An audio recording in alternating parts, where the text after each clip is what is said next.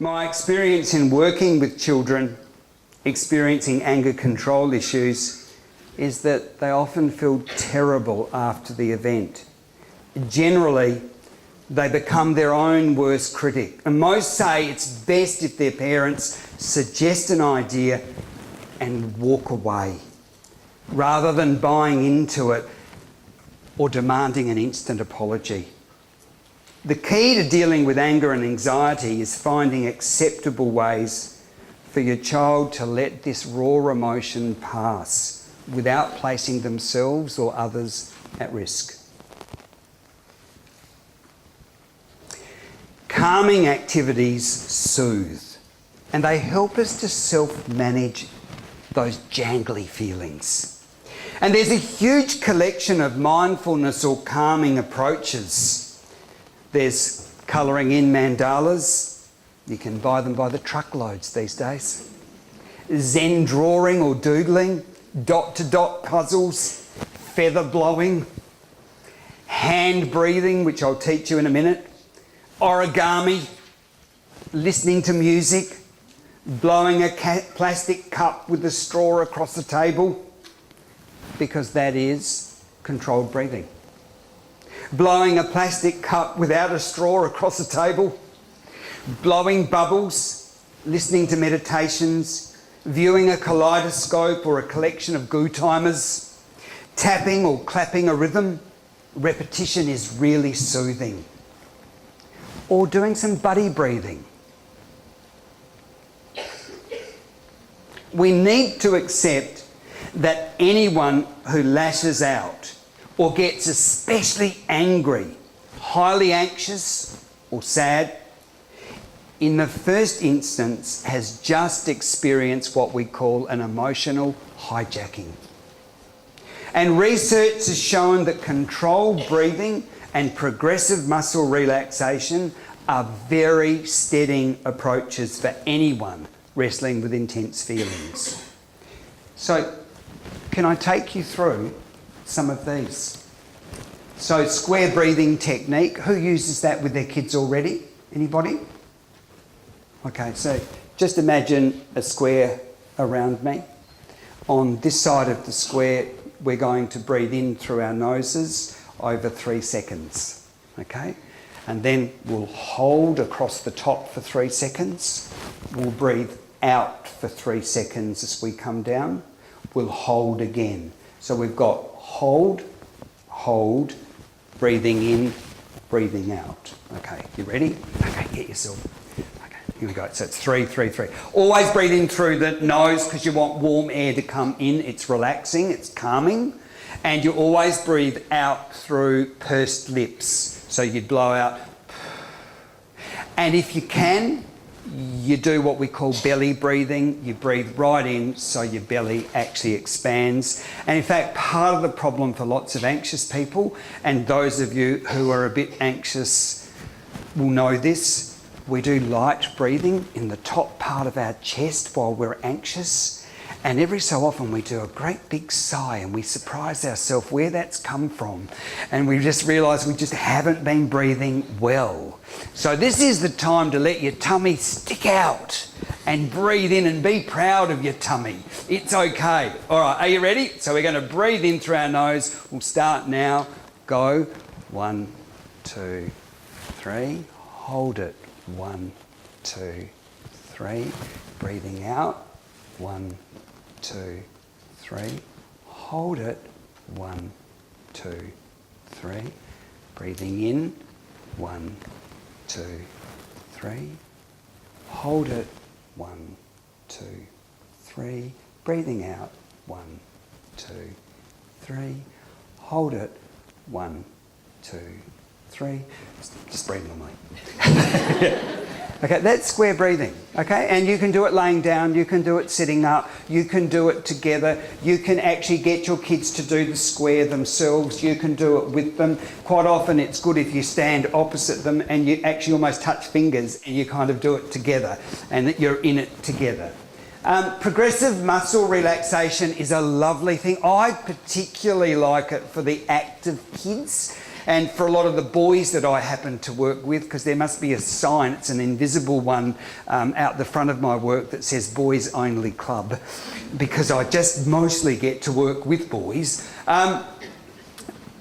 This is good. You start at the tip of your toes. You can be laying down. You can be sitting in a chair just like you are. Works perfectly well. You scrunch your toes up really tight. Just as they start to hurt with a little bit of tension, let go. You do it 3 times. Scrunch them back up again. Let go. Scrunch them back up again. Let go. Okay? Then, sitting in your chair for you, you could actually put both feet on the ground. Keep straight legs, pull the balls of your feet up off the ground, get a stretch in your calf muscle, let go. You do the same 3 times. You might then, sitting in a seat, although your seats don't have chair legs, but if they did have chair legs, get your feet on the inside of the chair legs, push out and try and break the chair by pushing out that way, and just as you get the tension, let go. Then you can put your feet around the outside of the chair legs and come in. And then you might move to your quadriceps. Make them really tight. Let go. And then you might move to your bottom. Make out you've got diarrhoea. Pull it in really, really tight. It's embarrassing. Let go. Okay, and remember it's... No, not quite. Yeah, good point. Good point. You move to your tummy, suck your tummy right in, let go. You might move up to your shoulders, shoulders right up to your ears. When you've got that stretch, just let go. You might go to your biceps, you might go to fists, you might go to fingers. If you're not with people and you don't want to look silly, so make sure you do it under your quilt, but you can do a scrunch up and let go. Okay? But don't tell anyone I did that. The other one that you can have a look at is hand breathing. And hand breathing is as simple as this, and it feels really nice to do. You actually breathe in as you're going up, breathe out going down. You can do it with me, because then I won't feel so kind of isolated and weird. So you breathe in, out, in, out, in, out, in, out, in, out. But it's actually very tactile. It feels very nice as you trace around your hand, and it's something that you can do together as well. Or you've got your lazy 8 breathing. Lazy 8 breathing is figure 8 on the side, and you breathe in at this end of the figure 8, out at the other end of the figure 8. So you can actually pace it to your breathing. And again, you can do it together. You can stand opposite each other. And you can do buddy breathing. You get your toy and you lay it on your chest, and you get to just breathe in and out using almost the square breathing. And you can do it for the 3 seconds. You can do it breathing in for 3, holding it for 3, breathing out for 3, holding it for 3. Nice to do it together because you can watch each other's toys move up and down and at the same time as each other. So it's a nice thing to do. Why do we teach kids these things? Because we know that they're proven. We know that the stress centres in the brain actually are quite different once we do a little bit of controlled breathing. And do we do them just when kids are stressed? No. In fact, if you've got highly anxious kids, this is a good thing to do first thing in the morning with your kids, last thing at night with your kids. It's a really nice family activity, but it's also something that kids can use just quietly in situations where they're picking up signs that it's not right for them. Really important to work with your kids to do them regularly during the day. Because you know, for a lot of kids, the analogy is that their cup is completely full. And it can be filled with frustration, it can be filled with anxiety, and then when something small goes into their cup, of course it overflows every time. And that's the difficulty. What we want to do by regularly helping them maintain themselves is keep the cup lower, so there is room for things to go into their cup without it overflowing. Certainly visual imagery or guided imagery is an effective way to tame jaded feelings or frayed feelings. And there's an accumulation of evidence that confirms the benefits of just 10 minutes of guided imagery every other day. And this is an intervention where someone listens to a story or watches images with the intent to follow the story while they relax. It can calm people of all ages, not just kids. And it can be used for children when they return home from school to shake off the stresses that they bring home.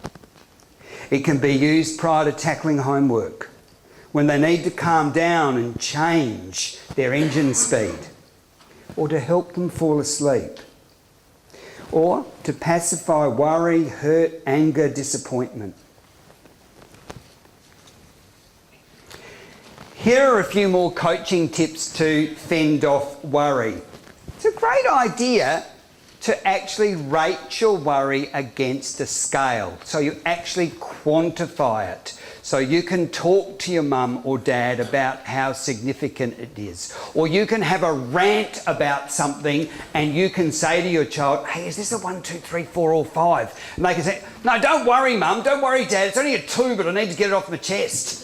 And straight away, it quantifies it. And the other thing that's so important about this is that kids learn that a worry that might be a 4 today is a worry that's a 3 tomorrow, a 2 the day after, and I can't remember it in 2 weeks' time. That's a really important thing for kids to get across.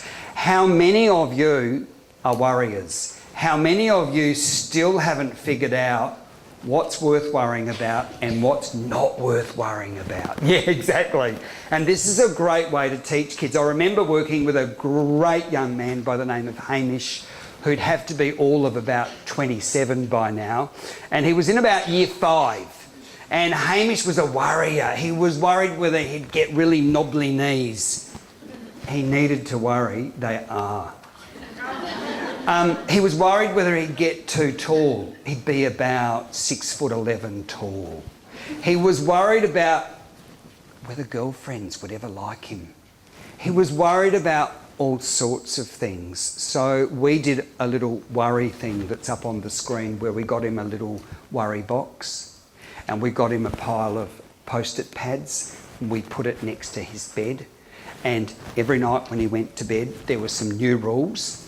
You weren't allowed to talk about your worries at night. You can only talk about your worries in the daytime.